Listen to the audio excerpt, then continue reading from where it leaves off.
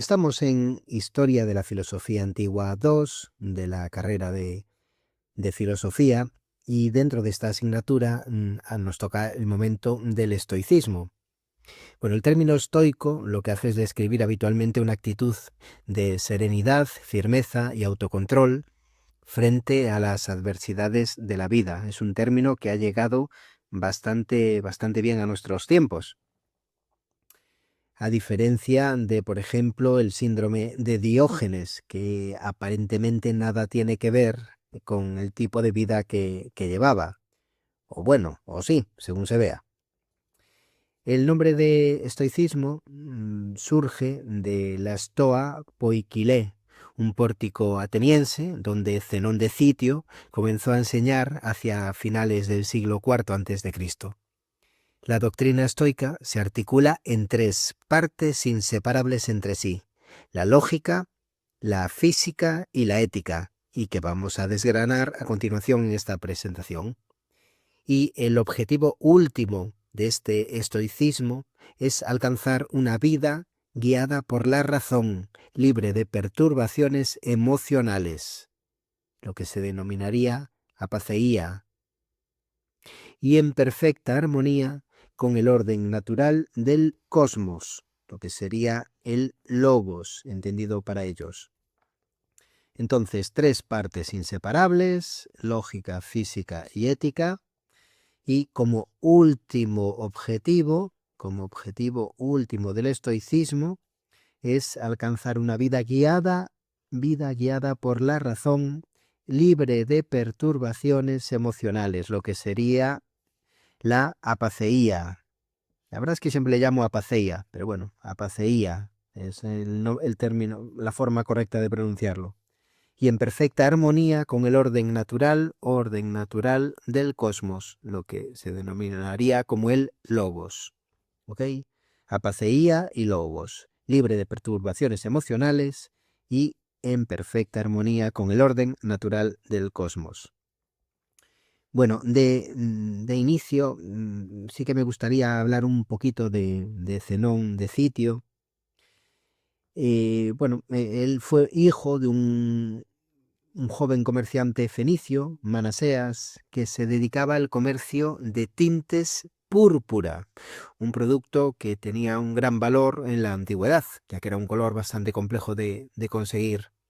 Y su vida estaba destinada a seguir los pasos del comercio, prosperar económicamente y tal vez pues ascender o crecer socialmente en la polis chipriota o en alguna ciudad portuaria griega. Tenía, por tanto, una vida práctica, orientada al beneficio material y probablemente también a cierto reconocimiento público como mercader exitoso. Pero al parecer todo cambió en un viaje marítimo hacia Grecia. No se sabe con certeza si se dirigía a Atenas o a otro puerto, cuando su barco naufragó y perdió toda su carga. Al parecer, en ese viaje él había cargado todas sus riquezas, había invertido todas sus riquezas en unos bienes que iba a vender en un comercio, y por lo tanto, al naufragar, todos los bienes que él tenía pues se fueron a pique, que se diría. Pero bueno, este no fue solo un desastre económico, la verdad, para él, ya que también fue una quiebra vital, un momento de desposesión radical. Al llegar a Atenas con las manos vacías, el joven Zenón, roto y desorientado, pero también, quizás sin saberlo, habiendo perdido todo eso, se sentía más libre. Según la tradición, al parecer entró por casualidad en una librería, quizás buscando cobijo o distracción, y se puso a leer las Memorables de Jenofonte. Memorables de Jenofonte. Ahí encontró la figura de Sócrates, descubre a Sócrates, un hombre que no poseía riquezas, que iba descalzo y despreocupado por las convenciones sociales, pero que parecía tener una sabiduría profunda y una paz interior inquebrantable. Eso le conmovió profundamente, descubrir a esa persona, y preguntó al librero dónde podía encontrar un hombre como ese. Y el librero, señalándole a Crates, el filósofo cínico que pasaba en ese momento, le dijo: síguelo a él. Bueno, ese naufragio, de alguna forma, a nivel intelectual, lo salvó. De hecho, hay una frase atribuida al propio Zenón, quizá apócrifa, pero profundamente reveladora, que dice: navegué hacia el naufragio, pero encontré tierra firme en la filosofía. Navegué hacia el naufragio, pero encontré tierra firme en la filosofía. Desde entonces, Zenón ya no buscó posesiones ni mercancías y se dedicó por completo al estudio de la virtud, del alma, del cosmos y de la razón. Dejó atrás el comercio de tinte púrpura para buscar algo mucho más duradero, la sabiduría como guía de vida. Bueno, esta es la historia de Zenón de Citio, no sé si más cargada de invención o de realidad, pero bueno, es una historia que me parece interesante, o por lo menos es un viaje que me parece interesante el que realizó. Bueno, vamos entonces, como hemos dicho, la lógica, la física y la ética son las tres partes inseparables de la doctrina estoica, y vamos a analizar primero lo que sería la lógica estoica y su teoría del conocimiento. Bueno, como veréis, esto está lleno de palabras, de términos en griego, que, hombre, para la nota del examen ponerlos, yo sé que sube puntos, ¿vale? Si podemos ponerlos sería genial.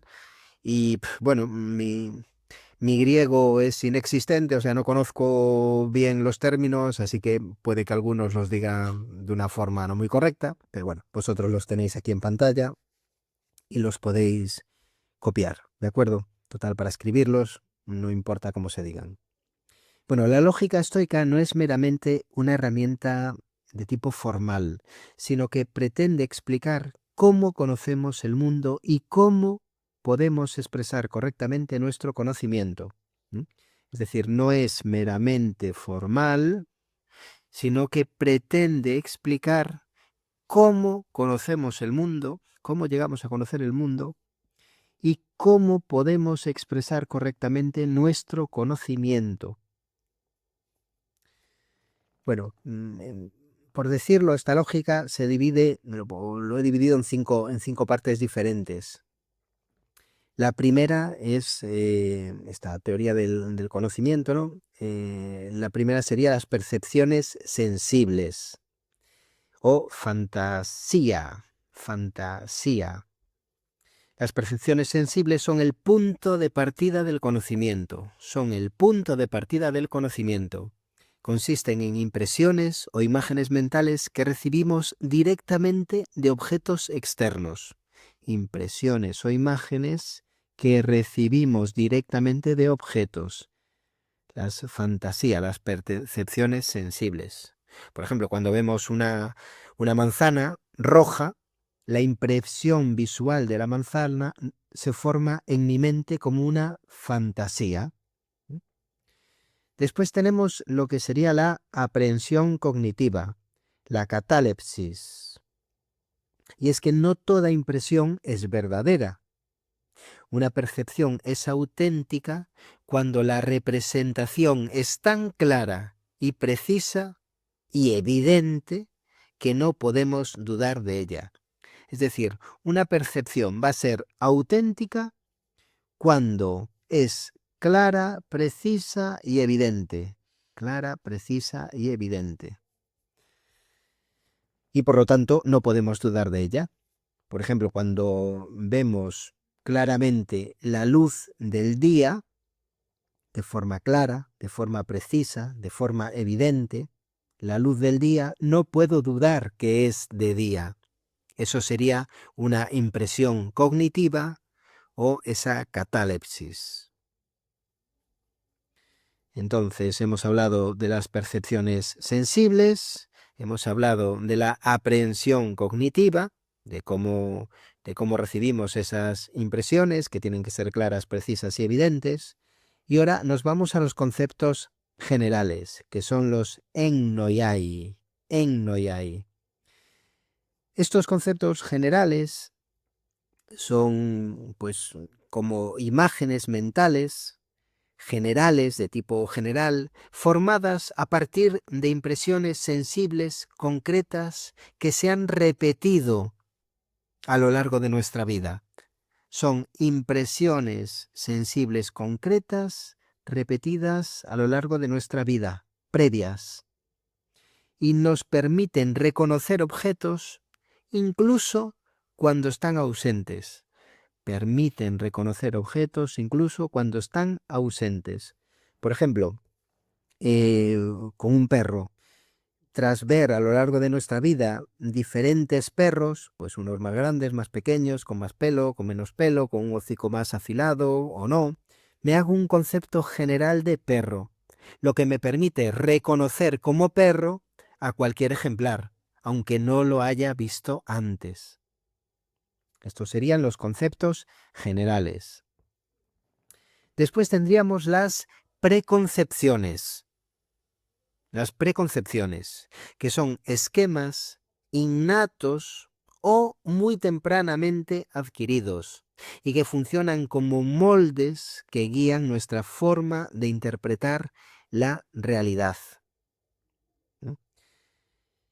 En este caso, por ejemplo, aquí el ejemplo básico es que cuando somos niños, al parecer tenemos la idea básica de lo que sería justo o injusto, lo cual me permitiría valorar las acciones antes de conocer normas concretas, gracias a ese molde que tendría previamente, que serían las preconcepciones. Bueno, obviamente todo esto es lo que dice el estoicismo. Y por último tendríamos las lecta, que se trata de significados incorpóreos. Y es que los estoicos distinguen entre la palabra concreta y su significado abstracto, el lecton. Los estoicos distinguen entre la palabra concreta y su significado abstracto. Las palabras son corpóreas a su forma de entender, pero lo que significan, el lecton, es incorpóreo. Y como ejemplo, pues eso, la frase, la palabra, que es una frase, llueve, en sí misma es una entidad física, ya que tiene un sonido y tiene una serie de letras.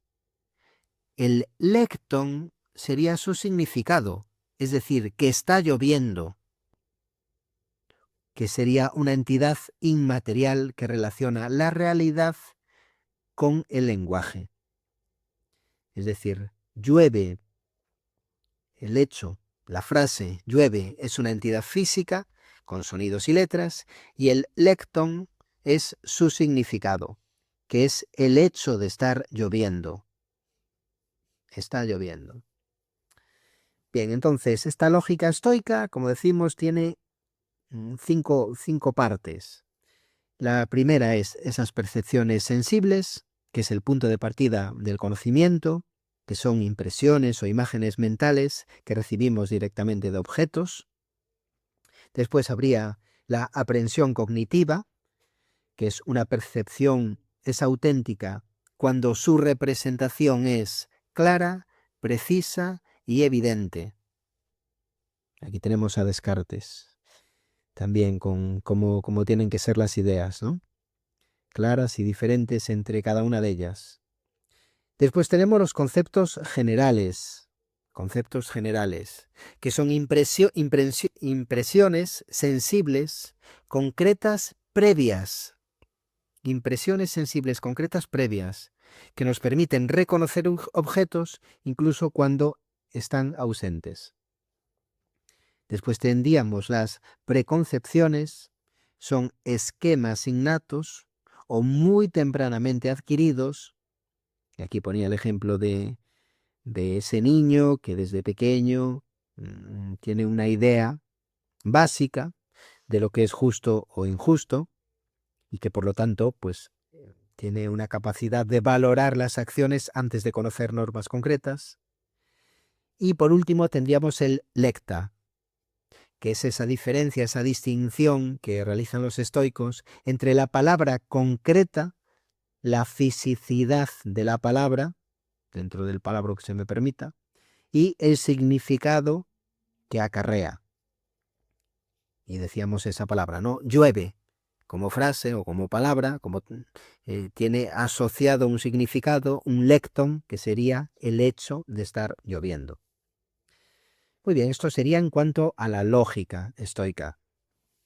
Para pasar a la física estoica, bueno, aquí hay tres conceptos que a la vez se pueden explicar en 5 subsecciones. La física estoica nos habla de un logos, nos habla de un neuma y nos habla de una materia. Para los estoicos tenemos que decir que el universo es racional. Por lo tanto, como es racional, está gobernado por un logos. Gobernado por un logos, que sería esa inteligencia cósmica universal. Bueno, la palabra logos es hiperpolisémica en griego, pero bueno, en este caso, y bueno, polisémica, pero bueno, todas relacionadas, ¿no? Pensemos que logos puede ser palabra, puede ser razón, puede ser un principio fundamental, y aquí los estoicos lo ven como una inteligencia cósmica universal. Esto se asocia a que existe un determinismo absoluto. Ellos ven que hay un determinismo absoluto, y es que todo cuanto sucede es resultado de una cadena causal necesaria. Cadena causal necesaria, todo cuanto sucede, y no hay azar ni eventos fortuitos. Y lo dejamos aquí un momento, es decir, todo cuanto sucede, resultado de una cadena causal necesaria. Y no hay azar ni eventos fortuitos. Simplemente lo que existe es nuestra ignorancia sobre las causas. ¿De acuerdo? Este determinismo del que nos habla, no existe el azar, solo nuestra ignorancia sobre las causas. En cuanto a su panteísmo, el panteísmo materialista, para los estoicos, Dios no es trascendente, sino que es inmanente. Es decir, no está más allá, sino que está aquí, está en la inmanencia. Pensemos que la inmanencia es lo que permanece dentro del mundo. Dios no es trascendente, sino que es inmanente. De hecho, Dios es el universo mismo, en forma de razón universal o logos, un principio activo que ordena la materia. Dios es el universo mismo en forma de razón universal o logos. Es decir, Dios es el logos que ordena la materia. Por ejemplo, pues así como un ser vivo, su principio vital anima todo el cuerpo, su principio vital del ser vivo anima el cuerpo, en el cosmos el logos actúa como una fuerza racional que da vida y orden a todo. Es decir, el logos también anima como una fuerza racional el todo. Voy a poner aquí, el logos actúa como una fuerza racional que da vida y orden a todo. Bueno, después tenemos el neuma, el aire que decía Anaxímenes, ¿no? Ese, que para él era el principio del cosmos. Bueno, el neuma es un soplo material muy útil que impregna todas las cosas, responsable de la vida, cohesión y organización del cosmos. Vale, sería un soplo material muy sutil, perdón, he dicho antes muy útil, es un soplo material muy sutil que impregna todas las cosas, responsable de la vida, cohesión y organización del cosmos. Por ejemplo, pues de la misma forma que el alma anima el cuerpo y hace posible que funcione. El neuma universal ordena y mantiene todo unido dentro del cosmos. El neuma universal ordena y mantiene unido todo el cosmos. Tenemos que tener cuidado con el logos porque lo que hace, a diferencia, vamos a ver, hemos dicho antes que el logos lo que hace es ordenar la materia. Sin embargo, el neuma lo que hace es ordena y mantiene unido todo el cosmos. ¿Vale? Digamos que es un concepto ampliado, concepto mayor, que no quiere decir que esté por encima de logos, simplemente que es una forma de ordenación pues más amplia, mientras que el logos ordena la materia, el neuma ordena y mantiene unido el cosmos. Y por último tendremos que hablar de un determinismo, de ese determinismo absoluto que hablábamos antes, pero relacionado con, a ver si digo bien este término, ekpirosis. Y esto es lo siguiente, es bastante sencillo, y es que todo evento es resultado de una causa anterior, ¿no? Hemos hablado antes en el determinismo absoluto. Y causa a su vez del siguiente, es decir, no hay azar. El universo, gobernado por leyes fijas, experimenta ciclos infinitos de destrucción y renacimiento en incendios periódicos. Ahí tenemos ese ekpirosis, que lleva una tilde. Es decir, como hemos dicho, hay un determinismo, no hay azar, todo es causa, efecto y efecto que se convierte en causa de un siguiente efecto. Y el universo, gobernado por estas leyes fijas, experimenta ciclos infinitos de destrucción y renacimiento en incendios periódicos. Así como cada amanecer sigue necesariamente a la noche y cada noche al día, cada hecho en nuestra vida deriva inevitablemente del anterior. El cosmos entero se destruye y renace en ciclos eternos.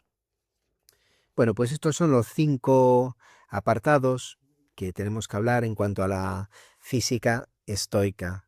Ese logos, ese neuma y esa materia.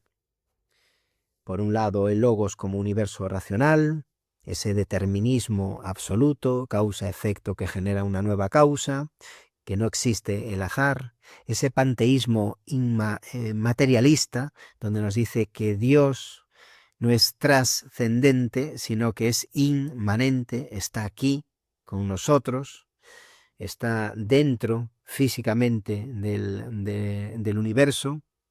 Nos habla del neuma, el soplo material sutil que impregna todas las cosas, y ese eikpirosis, ese determinismo que acaba en un ciclo infinito de destrucción y renacimiento en incendios periódicos.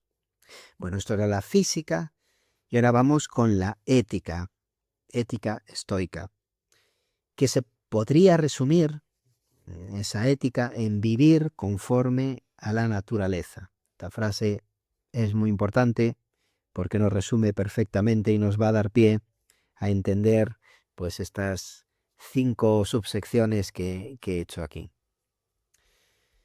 Bueno, la ética estoica nos propone una vida en armonía con lo que sería esa razón universal, que ya hemos dicho antes, que sería el logos, cuya expresión máxima es la virtud, no una virtud en concreto, sino la virtud. Y nos habla de, como digo, de cinco conceptos. El primero es esa ausencia de perturbaciones, que sería la apaceía. Y que nos decía Epicuro, por ejemplo, a diferencia, Epicuro nos hablaba de la ataraxia. Epicuro hablaba de ataraxia, ausencia de turbación. Sin embargo, la ética estoica nos habla de la apaceía. La verdad, siempre he dicho apaceia, pero bueno, aquí le ponen tilde en todos los apuntes y no me queda otra que decir apaceía. que sería esa ausencia de perturbaciones, que no significa no tener sentimientos, sino no dejarse arrastrar por esos sentimientos, ¿vale? No dejarse arrastrar por pasiones irracionales, no dejarse arrastrar por pasiones irracionales, como las emociones basadas en juicios erróneos.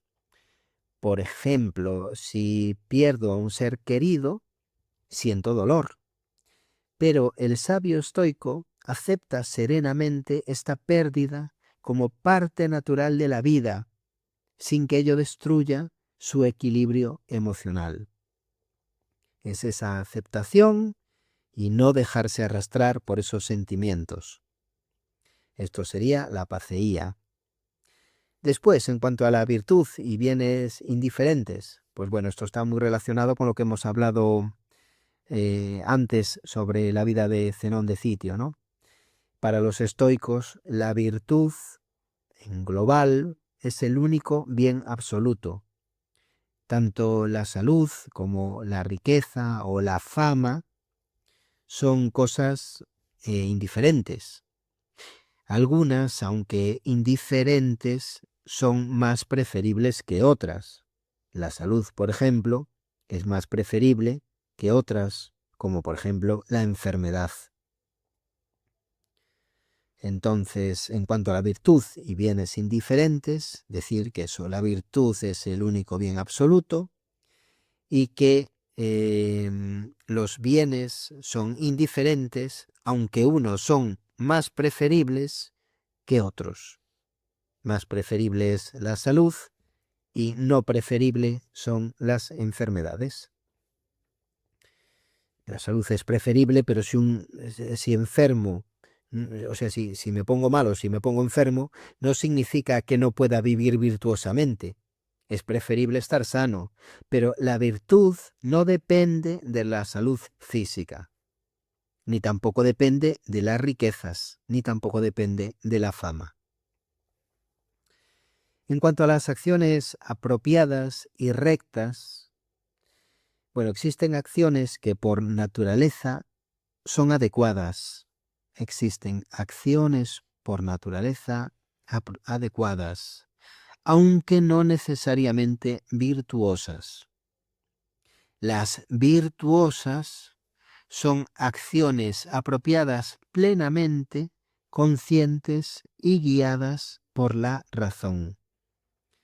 Es decir, existen acciones que por naturaleza son adecuadas, aunque no necesariamente virtuosas. Por ejemplo, alimentarse es apropiado, pero actuar con justicia o valentía ante una situación de peligro es una acción recta y virtuosa. ¿Vale? Esos son los dos términos que se manejan.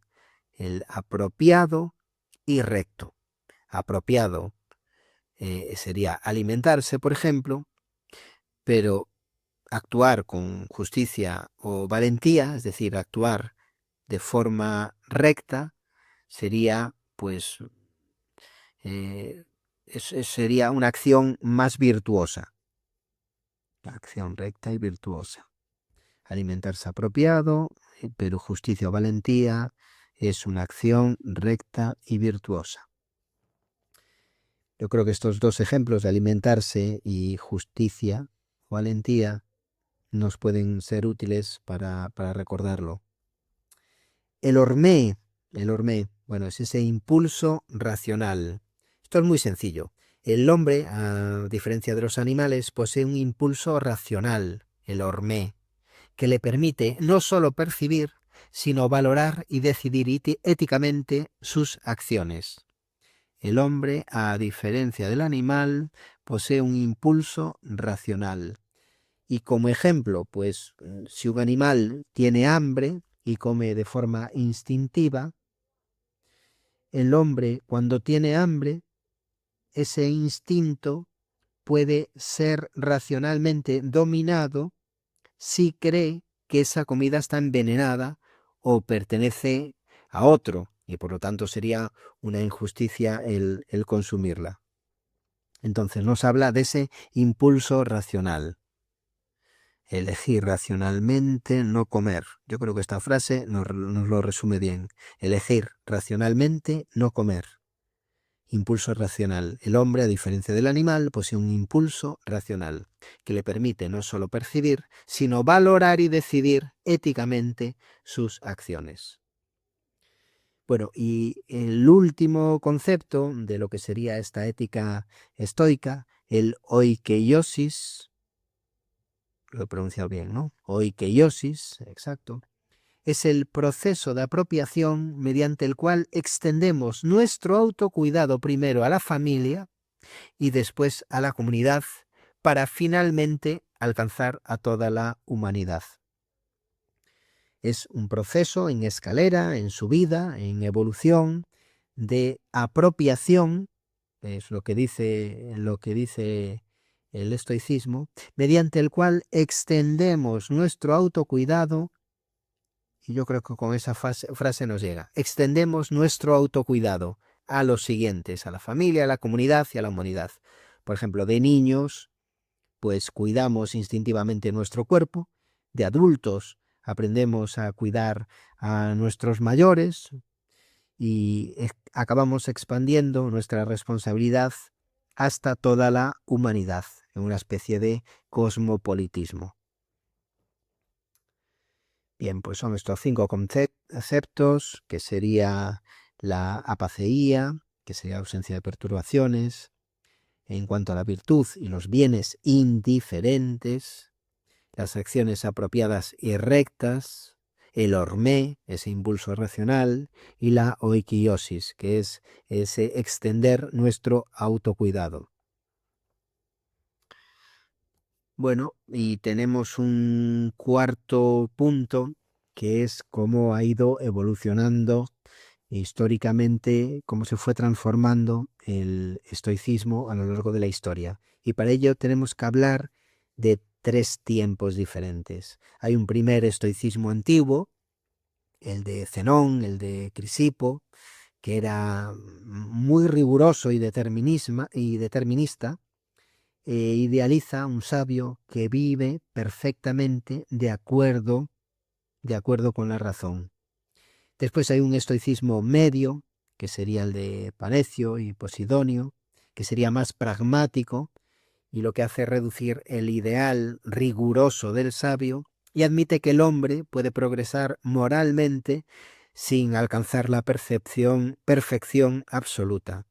El hombre puede progresar moralmente sin alcanzar la perfección absoluta. Por ejemplo, Panecio aceptaba que incluso el hombre común pudiera avanzar moralmente, sin tener que ser un sabio, sin tener que alcanzar la perfección absoluta de ese sabio del que hablaba Zenón o Crisipo en el estoicismo antiguo.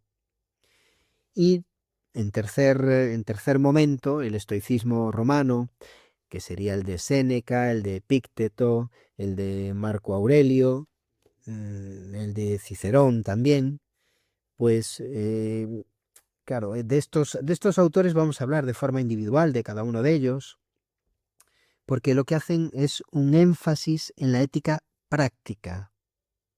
Énfasis en la ética práctica, centrada en el dominio interno, en el autocontrol emocional y en la aceptación serena del destino. ¿Vale? Énfasis en la ética práctica, dominio interno, autocontrol emocional y aceptación serena del destino.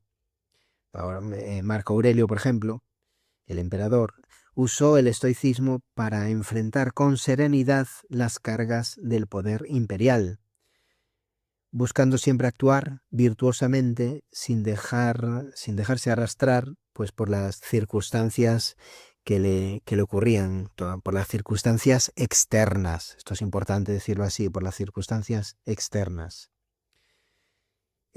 Bueno, Marco Aurelio tiene un libro magnífico que os recomiendo, que me ha tocado leer ahora en este tiempo, en donde he analizado todos estos autores y que bueno, la verdad es que casi serían dentro del estoicismo pues como una corriente filosófica nueva o más depurada de la que Zenón de Citio nos propuso. ¿Vale? Ese libro es Meditaciones de Marco Aurelio. Bueno, nada, como síntesis final ya para acabar, esas tres divisiones del estoicismo, la lógica, la física y la ética. La lógica como ese criterio de verdad basado en la representación comprensiva y un conocimiento totalmente empírico que es validado por el uso de la razón. Eran totalmente empiristas en este caso. En cuanto a la física, nos habla de un universo que es de tipo material, determinista, por una causa y por un efecto, regido por un logos en ciclos de destrucción y renacimiento de fuego, esa eikipirosis. Y en la ética nos dice que como único bien verdadero al que podemos aspirar es la virtud, gracias a la cual podremos realizar un control de nuestras pasiones y una vida conforme a la naturaleza. Una vida conforme a la naturaleza, ¿vale? Que era ese resumen de la ética, vivir conforme a la naturaleza. Y como evolución tenemos que decir que la verdad hay múltiples puntos interesantes aquí para acabar con ese estoicismo romano, ¿vale? Donde hay una evolución muy clara y unas masas de contenido y de conceptos muy interesantes, desde ese pragmatismo, desde ese rigor que tenía Zenón de Citio, pues hasta un pragmatismo romano más centrado en la práctica diaria. Bueno, hasta aquí este resumen del estoicismo.